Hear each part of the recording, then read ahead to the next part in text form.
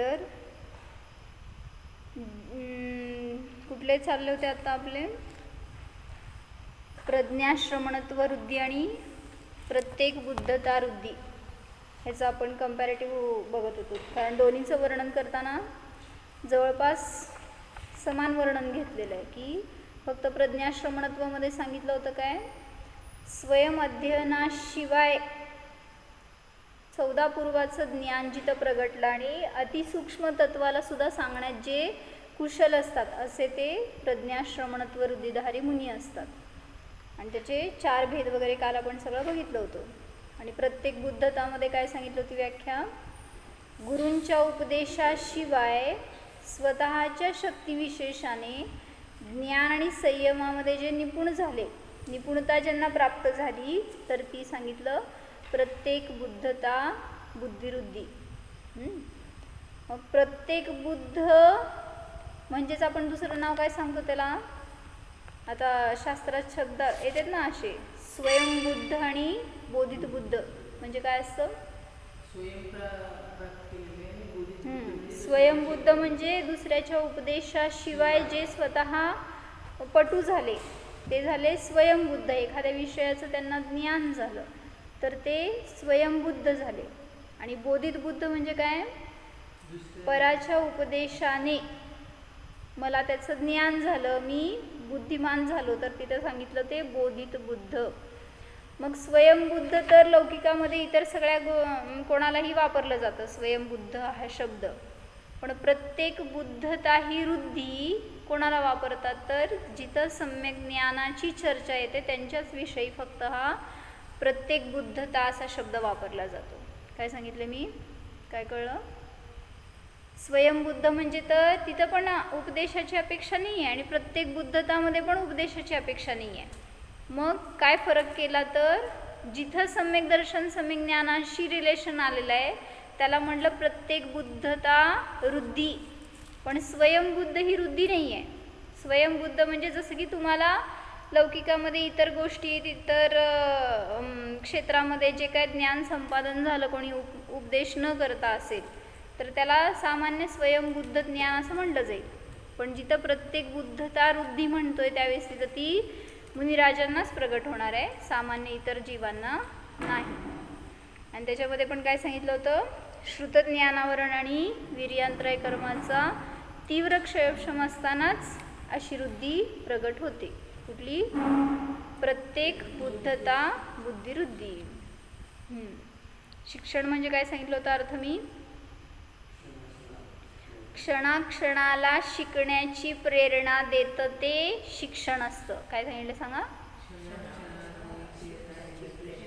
कसली प्रेरणा देतं, जे मला क्षणाक्षणाला प्रतिक्षणाला शिकण्याची प्रेरणा देतं ते शिक्षण असतं. मग ते तुम्ही प्रत्येक क्षणाला शिकताय म्हणजे जे काय ग्रहण करतोय ना प्रत्येक समयाला आपण विद्या, जे काय ज्ञान ग्रहण करतोय ते शिक्षण आहे.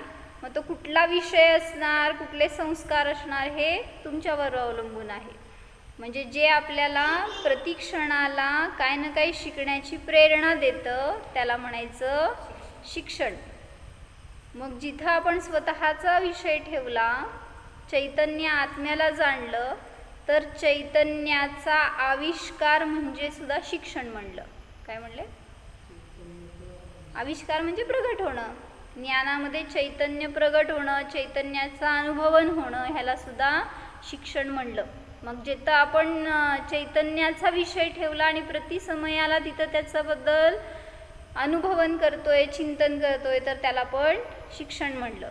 मग आज मला एकाने असा प्रश्न विचारला की मी ध्यान शिबिराला बसणार आहे, मग म्हटले काय काय चिंतन करायचं, काय करू त्याच्या आधी पूर्वतयारी सांगा. मग आता तिथं गायडन्स केलंय सगळ्यांनी आहे. मग तिथं काय आता म्हणलं की एक अनुभवनच आहे तिथं. जे काय ध्यानामध्ये बसलेल्यांना दुसरं काय करायचं तिथं ध्यानाला बसल्यावर, काहीही करायचं नाही, हे सगळ्यात मोठं करायचं आहे. महाराजांनी दाखवलंय ना डायरीमध्ये वाक्य काय लिहिलेत, तुला काय करायचं असेल तर निर्विकल्प दशा प्राप्त कर आणि तुला काय करायचं नसेल तर निर्विकल्प हो. काय कळलं? करावं वाटलं तरी सुद्धा तेच कार्य आहे आणि काय नाही करायचंय म्हटलं तरी तेच कार्य आहे, कारण ते शिवाय दुसरं काय करतच नाही ना आपण.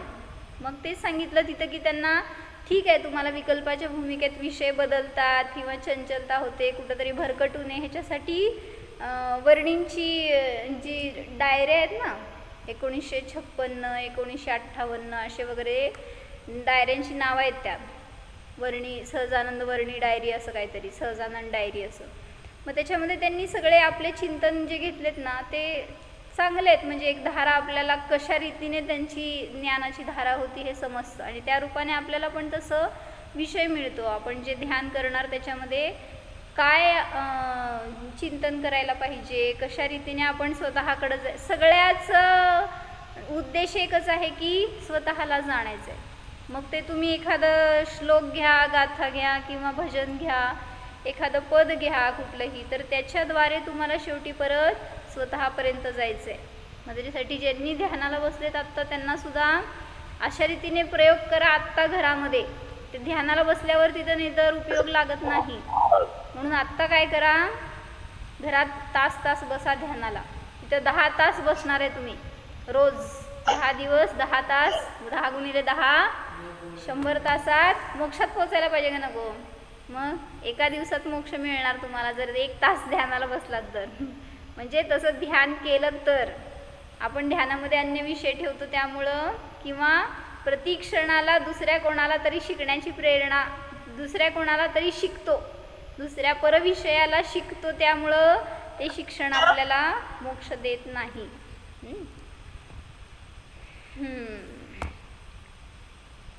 म्हणून ध्यानाचा अभ्यास आत्ता घरामध्ये करा. तर तिथं त्या शिबिरात बसल्यावर, नाहीतर मग अनेकांना असं होतं की कंटाळा आला, नको वाटू लागलं, कधी संपतंय किंवा पायच दुखालं, डोकं दुखालं, किती ध्यान करायचं, असं मग काय म्हणायचं, विषय भरकटत राहतो. म्हणून सांगितलं की आत्ता प्रॅक्टिस ठेवा थोडंसं. जसं शिखरजीला जाणार म्हणल्यावर काय करता, आम्ही केलं होतं बरं का. शिखरजीला पहिल्यांदा जायचं होतं तेव्हा सगळ्यांनी असं घाबरवलं होतं ना, 9 किलोमीटर चढायचं, 9 किलोमीटर फिरायचं, 9 किलोमीटर उतरायचं. कधी एवढं चाललं होतं आपण आयुष्यात, 1 किलोमीटर चालून माहीत नाही म्हटल्यावर मग जायच्या आधी महिनाभर रोज सकाळी फिरायला जायचं. आणि नुसतं फिरायला जायचं नाही, ते चढायचं आणि उतरायचं म्हटल्यावर कुठंतरी अशा पायऱ्याच्या ठिकाणी जायचं फिरायला आणि चढान उतरा करायचं. काय किती परिश्रम केले असणार त्यासाठी. म्हणजे असे काहीतरी प्रयोग करतो आपण, मग हा पण प्रयोग करायला पाहिजे ना. ध्यानाला बसायचं म्हणल्यावर तिथं गेल्यावर आपल्याला आकुलता होऊ नये, एक निर्विकल्प ध्यान व्हावं, ह्याच्यासाठी आत्ता घरामध्ये प्रयोग रूपाने त्याचं अवलंबन घ्या. त्याचबरोबर एखादं कॅसेट लावून बसा किंवा एखाद्या वेळेस निरालंब बसा. किती आपल्या उपयोगाची परीक्षा करा ना, काय आपल्या उपयोगामध्ये स्थिरता आहे कळेल आपल्याला. पण कुठल्या विषयाला आपण धरतो, कुठल्या विषयाला धरायला पाहिजे हे सुद्धा समजेल. तर परवा काय विचारलं होतं मी,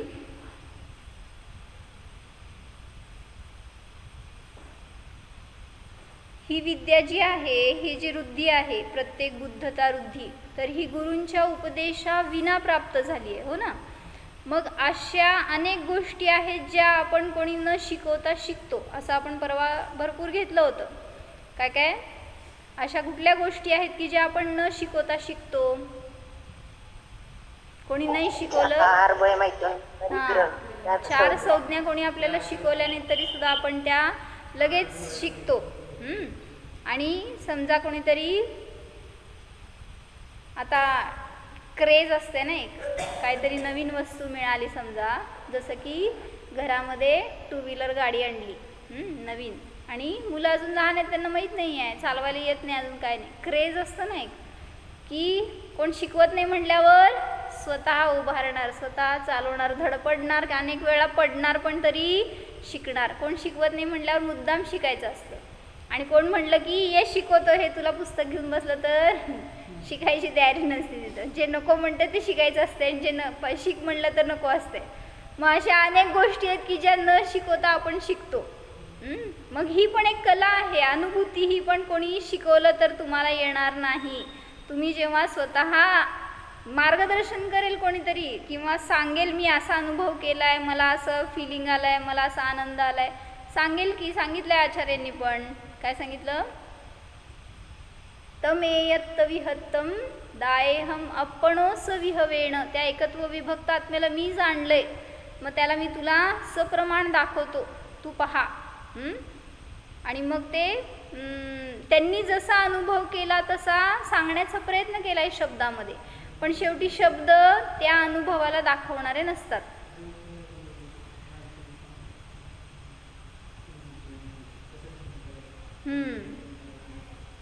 म्हणजे इथं म्हणायचं मला उपदेशाविना ह्याच्यासाठी सांगायचं आहे. तर भलेही उपदेश केलाय की आचार्यांनी अनुभूतीसाठी कसा प्रयत्न करायचा ह्याच्यासाठी, पण अनुभव जो मी केलाय ना, तर तो तुम्हाला काय दाखवणार आहे, कसं दाखवणार आहे? काय म्हणायचं, एक फक्त तुम्हाला रूपरेषा सांगून देईल की असं आहे. जसं साखर गोड आहे, सांगा कशी आहे? कशी असते हो साखर? कशी असते तुमच्याकडे पंढरपूरला साखर? अनुभवच प्रमाण आहे, दुसरं काही नाही. तुम्ही कितीही रीतीने सांगा त्याला गोड कसं असतं. हे गोडला कसं सांगायचं काका? कसलं गोड असतं? गोड म्हणजे काय? गुळासारखं गोड. गोडला दुसरं काही शब्दच नाही आहे ना. मग तसं म्हणलं की अनुभव कसा आहे, अनुभूती घेतल्याशिवाय कळणार नाही. म्हणून तिथं उपदेशाविनाच तुम्हाला जे काय प्राप्त होणार आहे तो अनुभव यथार्थ असणार आहे. बरोबर, शब्दातीत आहे, पण सर्वथा पण अवाच्य नाही असं पण सांगितलं त्याला. मग जे काय शब्द तुम्हाला सांगितले ते शेवटी नेऊन जवळ ठेवणार आहेत, दाखवणार नाही आहेत. म्हणजे तसा अनुभव तुम्हाला त्या शब्दातून येणार आहे.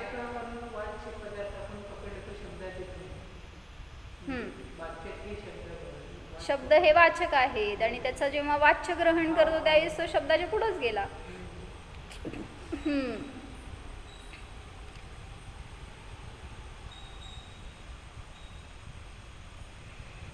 तर 4 संज्ञांच्या द्वारे जे काय आपण ग्रहण करतो तर त्या निमित्तामध्ये अगृहीत मिथ्यात्व पुष्ट होतं, हे सांगितलं होतं परवा. संसारातील अनेक गोष्टी आपण न सांगता न शिकवता ग्रहण करतो, त्याच्यामध्ये मास्टर होतो, पण धर्माविषयी आत्म्याविषयी अज्ञानी बनतो. कोणी सांगितले तरच कळणार, उपदेश ऐकला, कोणी शिकवले तरच समजणार म्हणतो. हे काय वाचल्यावर आपल्याला कळत नाही. लय अवघड ग्रंथ आहे. कर्णानुयोग शिका म्हटलं तर शिकवल्याशिवाय समजत नाही म्हणतो. तर स्वतःची कथा आपल्याला अवघड वाटू लागली आणि पराची कथा सुलभ वाटू लागली आहे. कुठलं अवघड आहे आणि कुठलं सुलभ आहे? खरं ज्याला तुम्ही अवघड म्हणताय त्यापेक्षा दुसरी सुलभ कला नहीं है. काय म्हणलं स्वप्नाली बेन? बाद में लिखो. क्या बताया मैंने अभी? सगळ्यात सोपी आहे. शिकलायत का मग? बाकीचं सगळं शिकलोय आपण, पण एवढं सगळं सोडून दिले कारण अवघड वाटतंय. त्यामुळे ज्ञानामध्ये अजून पुरुषार्थ करत नाही आहे. तसं ज्ञानाला आपण विषय देत नाही आहे. जसं म्हणलं मोबाईल आणलं, तुमचं रोज नवीन व्हर्जन येत असतात त्याच्यामध्ये. काय तर आज वेगळे फंक्शन्स, उद्या वेगळे फंक्शन्स त्यात बिल्ड केलेले असतात. मग रोज नवीन नवीन टाईपचे मोबाईल येतात आणि मग ते मुलांना त्याचं जास्त नॉलेज असते ना. ते नवीन आणलं की आपण त्याविषयी अज्ञानी असतो. कुठनं बटन कुठं दाबायचं ते पण माहीत नसतं आणि काय दाबल्यावर काय उघडलं ते पण कळत नसते. कुठून कुठं गेलो हे पण बघत बसायला लागते. मग आपल्याला हरवलेलो असतो कुठं तर त्याच्यामध्ये आपण. मग त्याच्यामध्ये जसं न शिकवता त्या कला त्यांना कोण शिकवलं? ठीक आहे, कुठंतरी गायडन्स वगैरे ऐकलेलं असते, बघितलेलं, पण स्वतः जोपर्यंत ते ऑपरेट करत नाही तोपर्यंत कळत नाही. जसं मला आत्ता हे यूट्यूबला व्हिडिओ अपलोड करायचे होते, कुठं मला काय त्यातलं येत होतं आणि मग सांगितलं कोण तर असं कोणाकोणाकडनं शिकून, पण त्यांनी आपलं सांगितलं हे ॲप वापरा, ह्याच्यामध्ये असं घाला. कुठं ते उघडल्यावर तिथं काय सुद्धा दिसेना आणि कळना. म्हटल्यावर म्हणजे असं वाटलं की आपण अज्ञानी आहे का काय, आणि असल्या गोष्टीत अज्ञान असलेलं लय चांगलं असं वाटलं उलटं. म्हणजे तिथं कशी आपली आपण शक्ती लावतो, तर तिथं काय कुठं एडिट करायचं आहे, कुठं काय पेस्ट करायचं आहे आणि कुठं कॉपी करायचं आहे सगळं आपल्याला समजतं. तसं म्हणलं की आपण ज्या विषयाला जाणायला पाहिजे त्याचा अभ्यास करत नाही आहे आणि बाहेर बाकीच्या सगळ्या गोष्टींमध्ये पटू बनतोय, सगळं बल आपलं त्याच्यामध्ये लावतोय. कोणी न शिकवता, कोणाला न विचारता, न सांगता अनेक कार्यक्रम करतात मुलं. मोबाईलचं बाबतीतच नाही तर अशा अनेक गोष्टींमध्ये. मग हे ज्ञान त्यांना कुठून आलं? कोणी शिकवलं नाही तर न शिकवता सुद्धा येण्यासारख्या अनेक गोष्टी आपल्यामध्ये उपजत असतात. म्हणजे ज्ञान तर आहे पण त्याला दिशा नाही, म्हणून त्याला दिशा द्या, त्याला विषय यथार्थ द्या, तर ते ज्ञान आपल्याला कार्यकारी ठरणार. नाहीतर मग ज्ञानच आहे ते कोणाला ना कोणाला विषय करत राहतं, पकडत राहतं. जसं काल काय सांगितले, ज्ञान कसं प्राप्त करायचं, 3 अटी काय, कोणाला ज्ञान प्राप्त होतं, कधी प्राप्त होतं, परिणाम विषयी. हां, ज्याच्यामध्ये जिज्ञासा असेल एखादी गोष्ट शिकण्याची आणि परिणामांची विशुद्धी आहे. आणि दुसरं सांगितलं काय, विनय असेल तरच तिथं.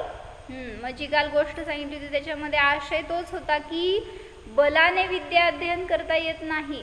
राजा बसलाय वर आणि आपलं बळ, आपला अधिकार, आपलं पद वापरून तो म्हणतोय की शिकवतील एखादे गुरु तसं, पण त्याला ती विद्या संपादन होणार नाही. कारण मी राजा या भावनेने जो शिकायला बसला तर त्याला विद्येची प्राप्ती होत नाही. तर आज माझा एक वेगळा प्रश्न आहे की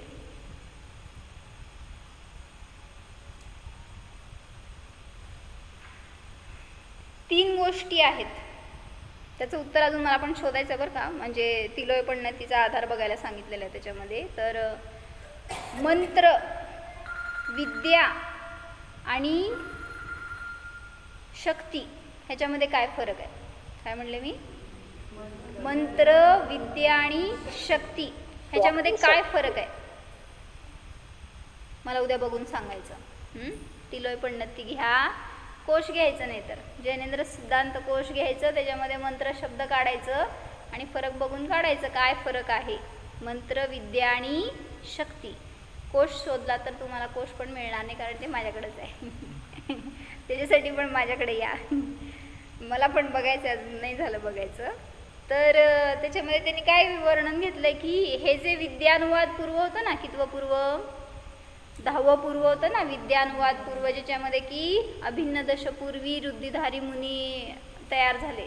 जेव्हा त्या विद्यानुवाद पूर्वाचं अध्ययन केलं त्यावेळेस त्यांना ही रुद्धी प्रगट झाली होती. म्हणजे ॲक्च्युली अध्ययन केल्यावर ती रुद्धी झाली असं नाही, तर त्याच्यामध्ये जे काय त्यांचं वैराग्य, त्या विद्यांचा त्याग, असं त्यांची ज्ञानाची परिणती होती, तशी दृढता होती. तर त्यामुळं तिथं त्या दशपूर्वीत्व रुद्धीचं महिमा गायली जाते.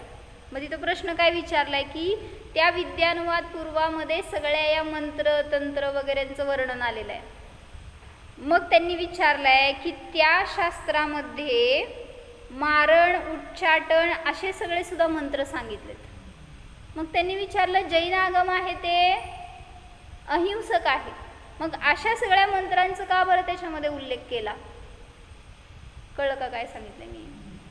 मग ज्याचं प्रयोगाने हिंसक कार्य होणार, कोणाचा तरी घात होणार, काहीतरी अशुभ होणार, तर अशा गोष्टींचं वर्णन जिनागमामध्ये कसं काय आलं? आचार्यांनी, भगवंतांनी ते कसं काय कथन केलं? उत्तर द्या.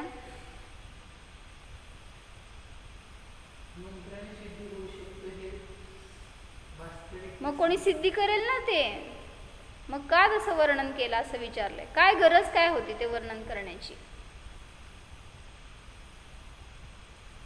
ज्यांना ती वृत्ती प्राप्त होते, ज्यांना ती वृत्ती प्राप्त होते ते त्याचा वापर कसं करणार नाही ते गॅरंटी आहे ना? नाही, जे शास्त्रामध्ये वर्णन आलं त्याच्यामध्ये अशी विद्या का सांगितली, असे मंत्र का सांगितले ज्याच्यामध्ये की घात होणार आहे किंवा जे अशुभ रूप आहेत, हिंसक आहेत? धर्माचं रक्षण करण्यासाठी त्याचा वापर करते नाही.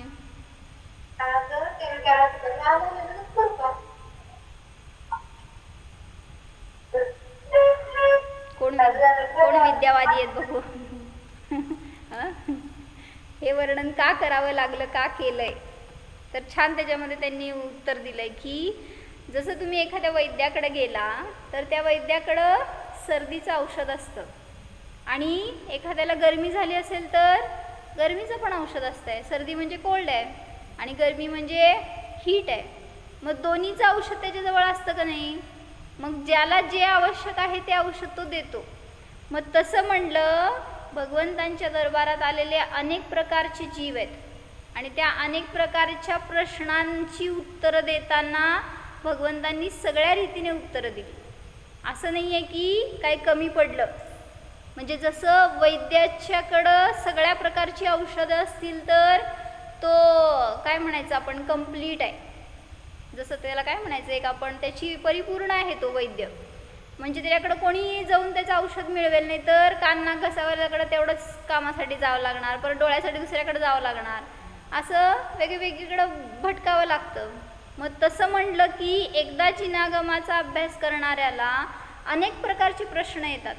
मग त्या सगळ्या प्रश्नांची उत्तरं भगवंतांनी दिली आहेत. कारण तिथं समोश्रणात अनेकांचे प्रश्न तसे आले आणि त्याला त्या प्रकारची उत्तरं पण दिली. आणि मग जी काय उत्तरं दिली ती सगळी आगमामध्ये रचली गेली आहेत, तशीच्या तशी लिहिली गेली आहेत. पण त्याचा वापर वृद्धिधारी तर वापर करणार नाही आहेत. आणि जे कोणी ज्ञानी असणार, विद्यानुवाद पूर्व वाचणारे म्हणजे त्याचे पाठी झालेले जे आहेत ते त्यांना या मंत्रांचा वगैरे उपयोग नाही. म्हणून त्यांनी काय सांगितलं, विद्यानुवाद पूर्वामध्ये ज्या काही मंत्र विद्या आदींचं कथन आलं आहे त्याच्यामध्ये जे मारण ताडण उच्चाटन वगैरे जे काही मंत्र आलेत तर ते फक्त त्या मंत्रांमध्ये फक्त चांगल्याच मंत्रांचा समावेश आहे असं नाही, तर दिव्यध्वनी जे काय खिरलं त्या सगळ्या प्रश्नांची उत्तरं त्यामध्ये समाविष्ट व्हायला पाहिजेत. ते अर्धवट असायला नको तो ग्रंथ, ही अपेक्षा म्हणून सांगितलं. सगळ्या रीतीने परिपूर्ण आहे जिनागम, म्हणून या सगळ्या मंत्रांचं सुद्धा त्याच्यामध्ये कथन घेतलेलं आहे. जसं संसाराचं का कथन केलं? मग संसार चांगला असतो का वाईट असतो? मग वाईट गोष्टीचं का कथन केलं सांगा आचार्यांनी, भगवंतांनी? चांगल्या गोष्टीचंच करायला पाहिजे होतं का नाही? मग तसंच आहे. म्हणून तर मग हे पण सांगितलं, अशा मंत्रांचा वापर तुम्ही कराल तर कोणाचा तरी घात होईल हे कळण्यासाठी सुद्धा त्या मंत्रांचा उल्लेख केला असेल. किंवा असं कोणी प्रश्न विचारला असेल की कुठली मंत्र आपण नाही वापरायला पाहिजेत, म्हणून सुद्धा तशा मंत्रांचा त्यांनी उल्लेख केला असणार. त्यामुळं जिनागम वाचताना सावधानतापूर्वक आपल्या विवेकाने, आपल्या बुद्धिकौशल्याने ग्रहण करा जे काय वाचणार ते. मग तसंच तिथं 2 प्रकारच्या रुद्धी आल्यात आपल्याकडं पुढं, आशिविष आणि दृष्टिविष. तर त्यांनी सांगितलं जे काही 64 रुद्धी आहेत त्यामध्ये या 2च रुद्धी विचित्र आहेत. म्हणजे काय म्हणायचं, अशुभ रूप आहेत म्हणा किंवा वेगळ्या आहेत. बाकी 62 रुद्धी शुभ रूप आहेत. तर त्या तशा का, ह्याचं उत्तर आता मला तुम्ही देणार आहे. काय म्हणले मी?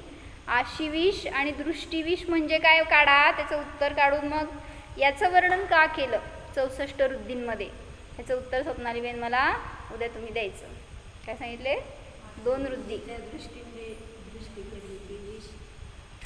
काय म्हणजे काय काढा की त्याची व्याख्या काढा आणि मग त्याचं वर्णन, किंवा त्याला रुद्धी का म्हणलं हे त्याचं वर्णन काढलं तर तुम्हाला समजेल. आशिविष होय का? बघायला पाहिजे त्याचं काय व्याख्या बघून मग लावता येणार.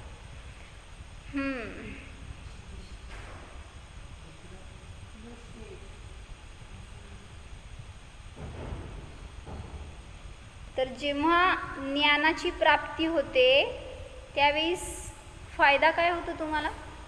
कोणत्याही प्रकारचा असेल तर जेव्हा समजा इथं आता या रुद्धींचं आपण ज्ञान करून घेतोय त्याचा फायदा काय आहे?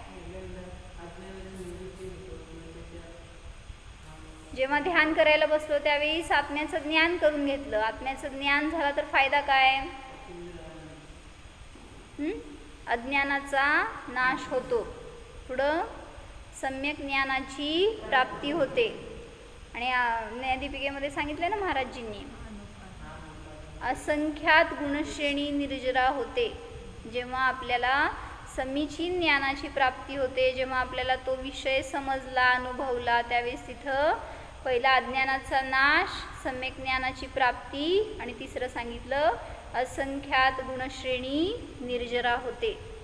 म्हणजे त्या समयापासून जर तो संयमी असेल तर प्रतिसमयाला निर्जरा चालू आहे, आणि असंयमी असेल तर ज्या समयाला अनुभव घेतो त्या समयाला समरपूर्वक निर्जरा आहेच. आणि सामान्य जेव्हा आपण इतर गोष्टींमध्ये बघतो, लौकिकामध्ये एखाद्या विषयाचं ज्ञान झालं तर तिथं भय संपतं. मग त्यासाठी काय उदाहरण सांगितलं, या गोष्टीबरोबर गोष्टीलाच येतोयस, मागचं तत्व सगळं निघून जात आहे आपलं पहिल्यापासून. या तर ज्ञान झाल्यावर भय कसं संपतं याच्यासाठी सांगितलं की एक मुलगा असतो लहान, म्हणजे एक फॅमिली असते, आई वडील आणि मुलगा, आणि त्यांची आजी असती, म्हणजे काय वडिलांची आई असते ती गावाकडे राहत असते, खेडेगावाकडे, आणि हे शहराकडे राहत असतात. मग त्या मुलाला खूप आवडत असतं की आजीकडे जाऊन राहायचं, तिच्याबरोबर सगळं तिचं गोष्टी ऐकणं, खेळणं, बोलणं, सगळं असं तिथं राहणं त्याला खूप आवडत असतं. मग यांना सुट्टी असली की सारखं ते त्याला घेऊन जायचे तिकडं. मग आता याला सुट्ट्या लागल्या होत्या पण त्या दोघांना सुट्ट्या नव्हत्या, आईवडिलांना. मग तो हट्ट करून बसला की आता थोडा मोठा झाला होता तो, पण तरीसुद्धा असं काय इंडिपेंडंट असं नाही, पण मोठा झाला होता एवढंच. पण तो हट्ट करून बसला की मला जायचंच आहे, आणि त्या दोघांना जाणं शक्य नव्हतं.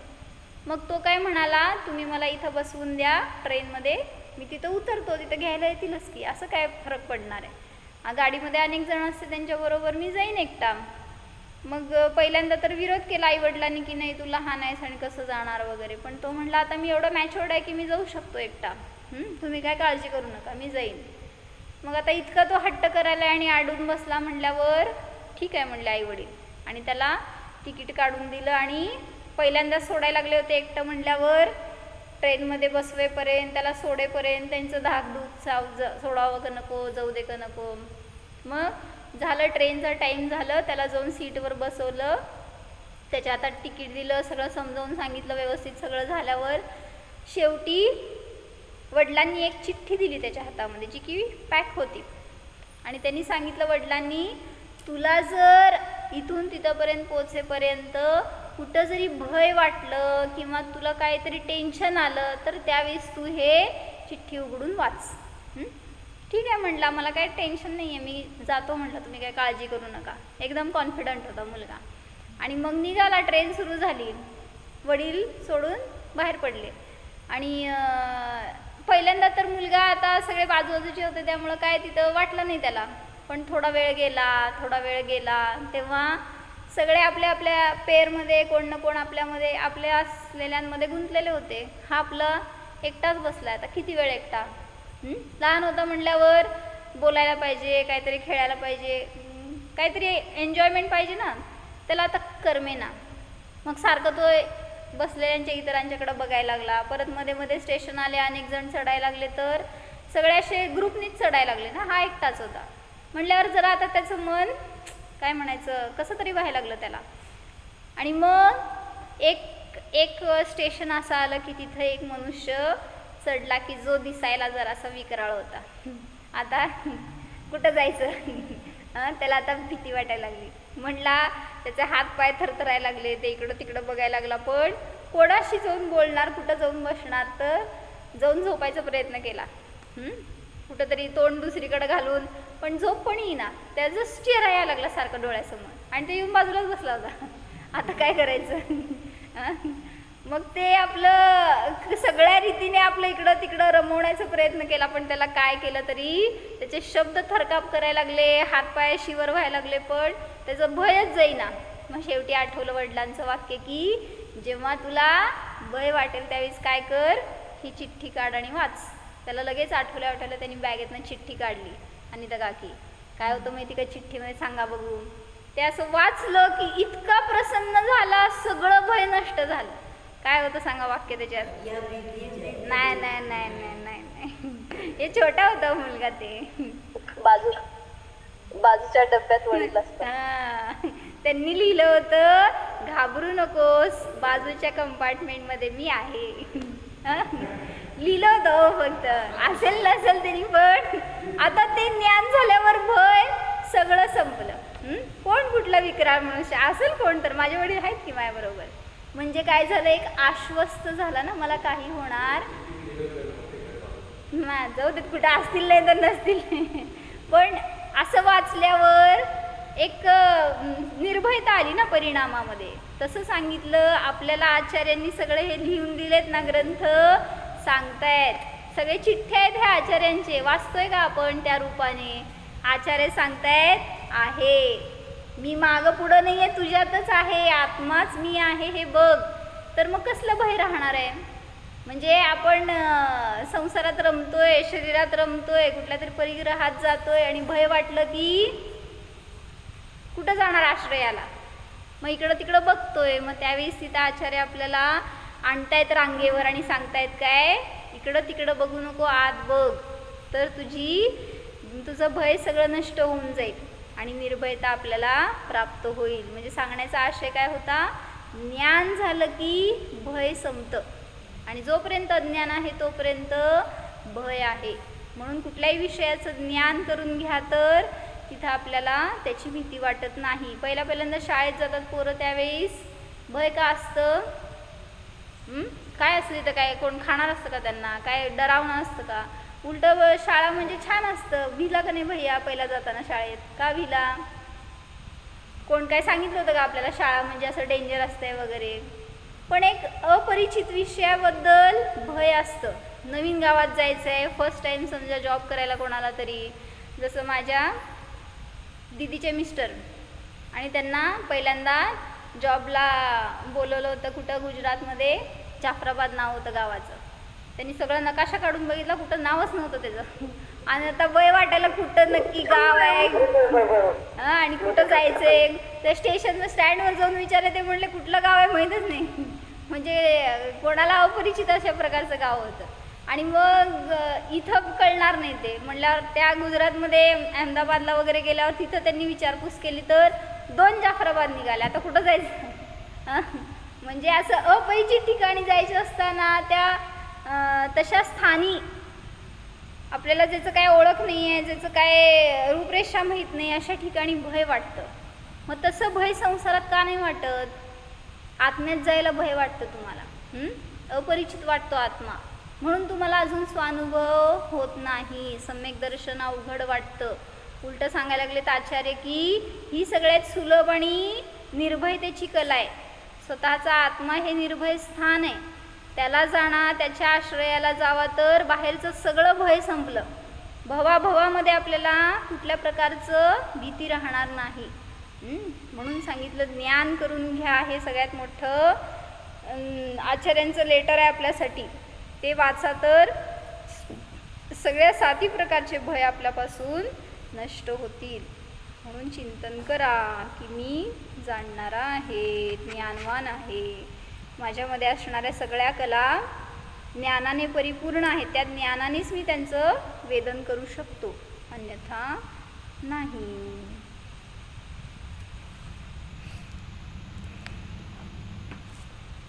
हो,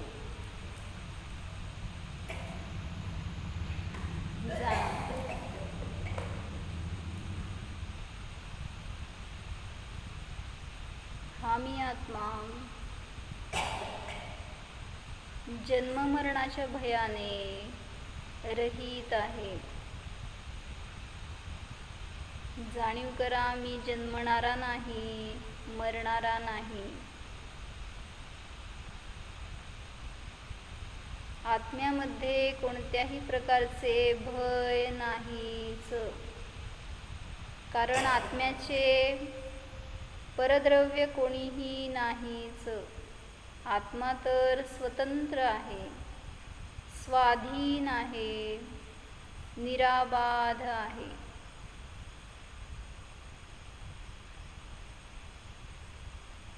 अव्याघात स्वरूप आहे जाणा. विश्वामध्ये या आत्म्याचा घात करणारे कोणीही नाहीच. निराबाध स्वरूपोहम.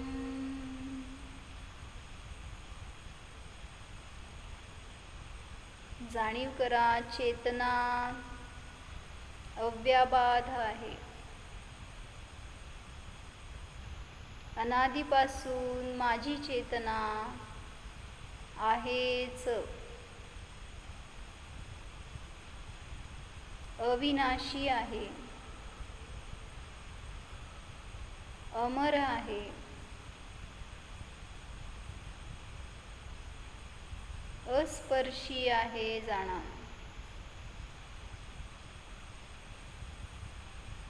आत्मा तर नित्य जाननहार आहे. करता नाही, भोगता नाही, जाणतोय. झोपणारा नाही, जाणणारा आहे. जाणा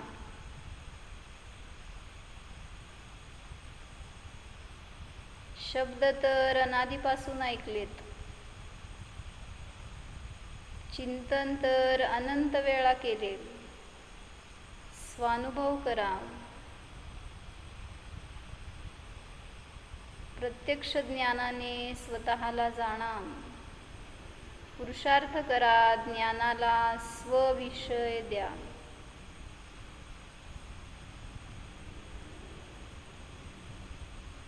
मात्र ज्ञानाचेच वेदन करा. मी ज्ञानवान आहे. या ज्ञानामध्ये शरीराचा स्पर्शही नाही. अनुभवा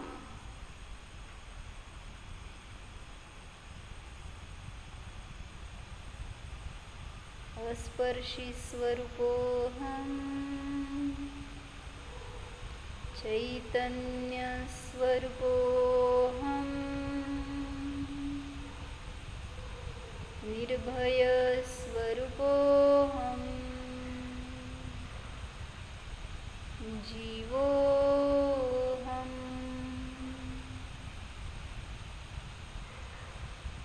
ओम